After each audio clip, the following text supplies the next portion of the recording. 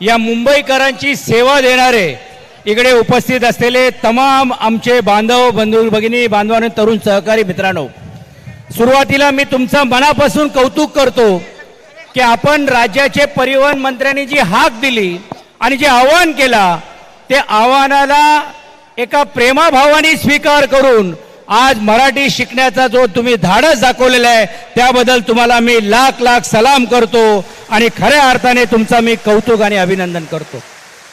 माझे सहकारी राज्याचे परिवहन मंत्री आहेत, मी देखील राज्याचा परिवहन राज्यमंत्री होतो, पण जे आम्हाला होऊ शकलं नाही ते परिवहन खात्याचे मंत्री म्हणून प्रताप सरनाईकजी आपण करून दाखवलं।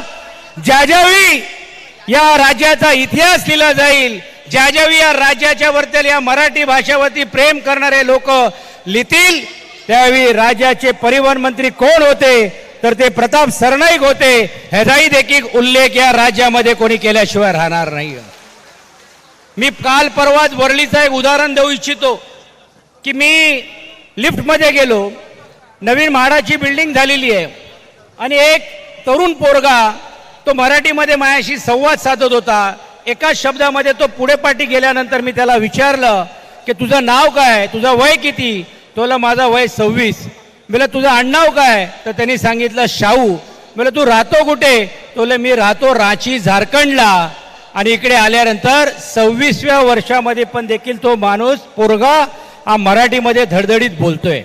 आणि म्हणून तुम्हाला जराही कुठची देखील काही लोक बोलण्याची भूमिका घेत असाल तर दयामयाचे विचार करू नका, कारण खऱ्या अर्थाने 2 ते 7 लाख 2 ते 4 लाख हे टॅक्सी चालक असतील किंवा 7 लाख पेक्षा जास्त रिक्षा चालक असतील, यामध्ये सर्वात जास्त प्रमाण हा तुमचा आहे। पण हा प्रमाण तुमचा असल्यामुळे तुम्ही या मुंबई शहराला देण्याचं काम केलेलं आहे। तुम्ही खऱ्या अर्थाने देवाच्या नंतर सेवा दूत म्हणून घेऊन तुम्ही आज या मुंबईकरांना साथ देतात। या गोष्टीची जाणीव ठेवा, अभिमानाने सांगा की हो आम्ही पण मराठी बोलू शकतो।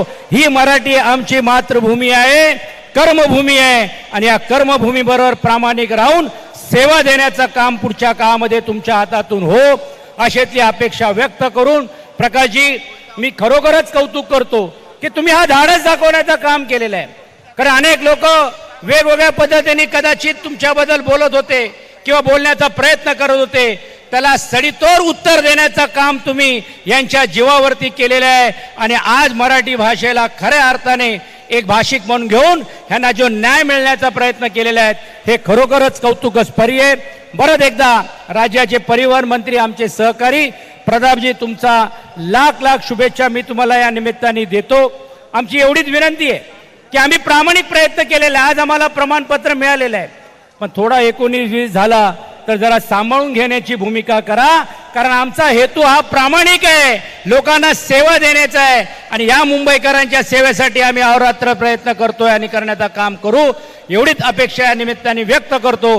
आणि परत एकदा प्रकाशजी तुमचा मनापासून कौतुक करून थांबतो। धन्यवाद।